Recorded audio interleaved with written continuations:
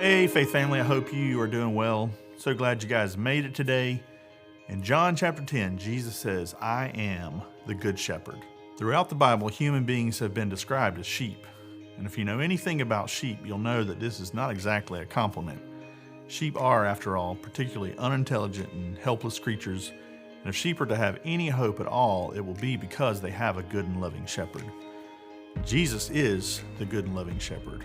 And the word good in the original language is used here with a sense of excellence. It contrasts him with the hirelings who are evil shepherds. The true shepherd loves and cares for his sheep, and the hireling loves and cares for himself. When danger approaches, the true shepherd will defend while the hireling will run away. Jesus expands on this theme in verse 14 when he says, I am the good shepherd. I know my own, and my own know me. Just as the Father knows me and I know the Father, I lay down my life for the sheep. A true shepherd knows his sheep and they know him. He knows each one individually and calls them by name. In turn, his sheep know his voice and respond to him. So it is with Jesus and his sheep. He knows them and they know him. Jesus reveals here that his relationship with God, the Father, is the same way. They intimately know each other. What a wonderful thought that Jesus knows us so well and still loves us.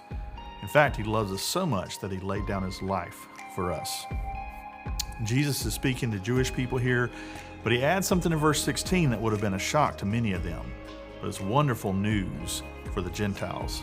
He says, and I have other sheep that are not of this fold. I must bring them also, and they will listen to my voice. So there will be one flock and one shepherd. Who are these other sheep from another sheepfold that Jesus is talking about? That's us. And at that time, Jesus was talking about a group of Jewish people, and they all believed that their Savior was coming to save them. They had no idea that it would be Jesus. They had no idea that God's good and wonderful plan is to save not only the Jewish people, but everyone in the whole world. Jesus is saying here that anyone can believe in him and follow him, that all of us together, no matter where we are from, what we look like, or what kind of church we go to, we're all together in the same flock, the same family, if we follow Jesus Christ, our good shepherd. The Gentiles were always included in the blessing of Abraham, but the self-centered nature of people soon eliminated much thought of that from the average Jewish mind. They considered themselves superior to everyone else, and certainly they have a superior heritage and blessing through Abraham, even to this day, Romans 9 tells us. But Genesis 12 tells us that the blessing was to come and be shared with all people. We Gentiles are the other sheep that he bought and added to the flock, so that we are one flock with one shepherd. Paul describes this in Romans 11 as being grafted in.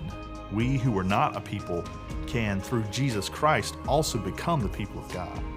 Jesus accomplished this through his own death on our behalf on the cross, and this is why the Father loves him. Through his willing sacrifice, the Lord made salvation possible for all who come to him in faith. In proclaiming that he is the good shepherd, Jesus speaks of laying down his life for his sheep and for his people.